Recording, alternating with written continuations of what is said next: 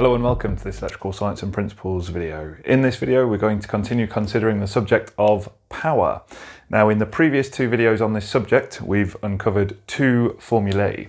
So the first one was what I call the basic power formula, or the first power formula, is power is equal to current times voltage, and we measured a number of currents and voltages to different types of load, and then we calculated the relationship between them. We could see that relationship quite clearly.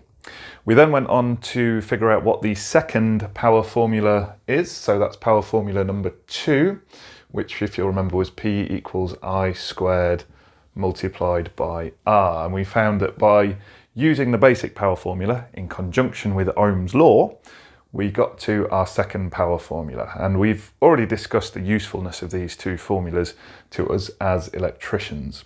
So what we're going to do in this video is we're going to uncover the third power formula. So there is 3 power formulas, and you'll be relieved to hear that this is the final one. Okay, so this is the one that we really may need in our exam, is the classic exam questions, whether we're doing sitting guilds or EAL qualifications. You may well get asked a question pertaining to this particular formula. So let's first of all try and figure out where it comes from, and then we'll have a little look and see if we can use it in a practical experiment. So very similar to what we did last time, we're going to start off with our basic power formula, P equals I multiplied by V, and then we're going to talk about how we can include Ohm's law into this again. So if you remember Ohm's law, the way that I suggest you remember Ohm's law is I is equal to V divided by R. So I equals V over R. That's the way that you really want to remember it, because that's kind of the most useful form of it to us as electricians.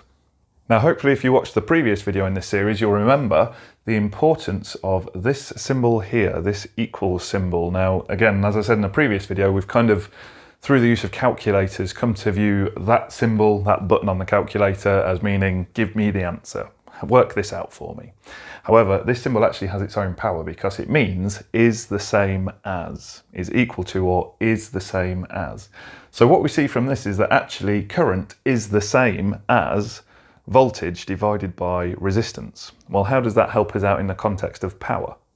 Very simply, actually. If we look back to our basic power formula, P equals I times V, what we can do is we can kind of mix this up a little bit and say if we've got P is equal to, we can now take this value of I, whatever it may be in an electrical circuit, and we can swap it out for this here, because I is the same as V divided by R. So this I, we can actually swap this out for V divided by R, like that. So we've got V divided by R, and then we're going to times that by V, which is obviously that V there. So you can see that actually this statement here and this statement here mean exactly the same thing, but instead of using I, we've used V divided by R.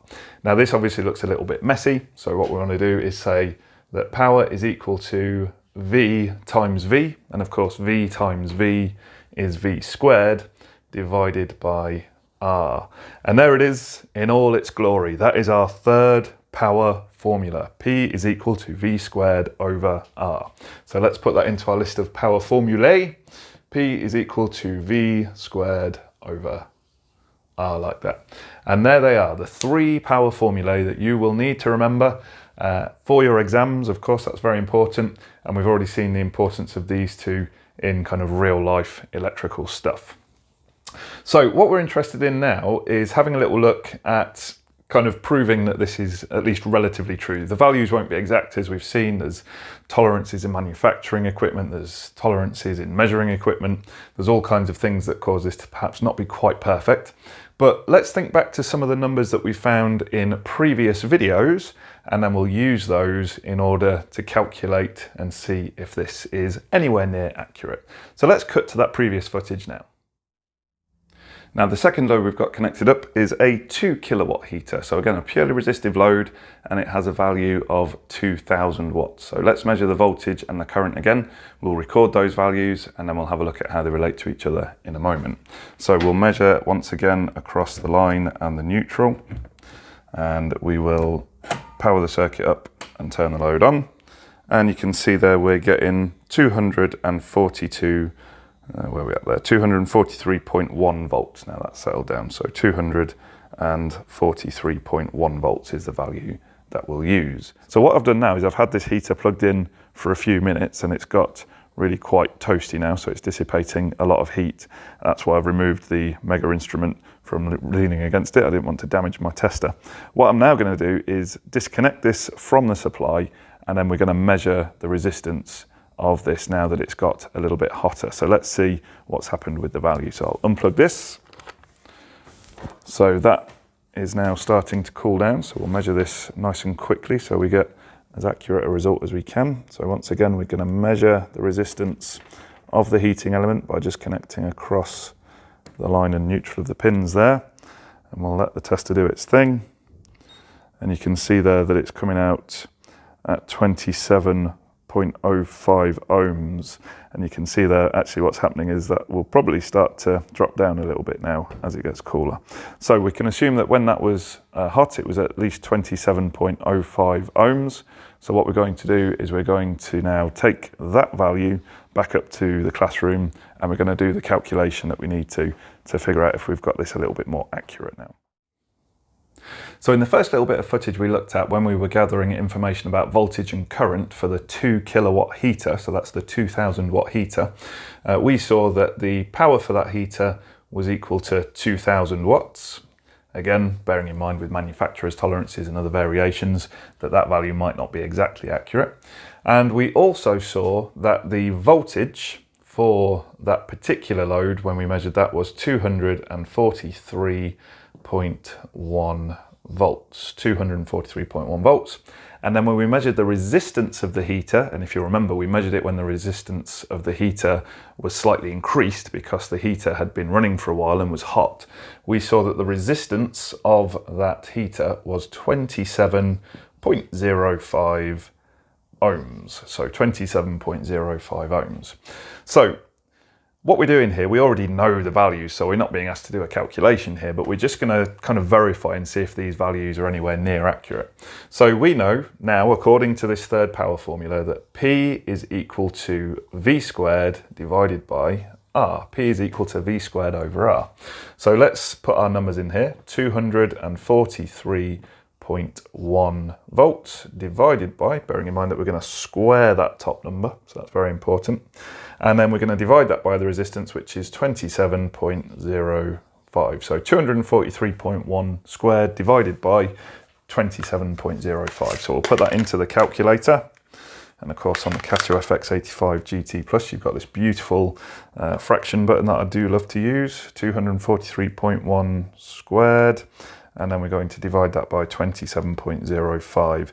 And if this is correct, we should come out somewhere in the ballpark of 2000 watts. It might be a little bit more, might be a little bit less, but we'll be somewhere in that region. So let's have a look at the value that we get. And we come out there at 2,184. So we've got there 2,184 we'll say 0.8 watts there. So you can see we've come out with a higher value than we were expecting.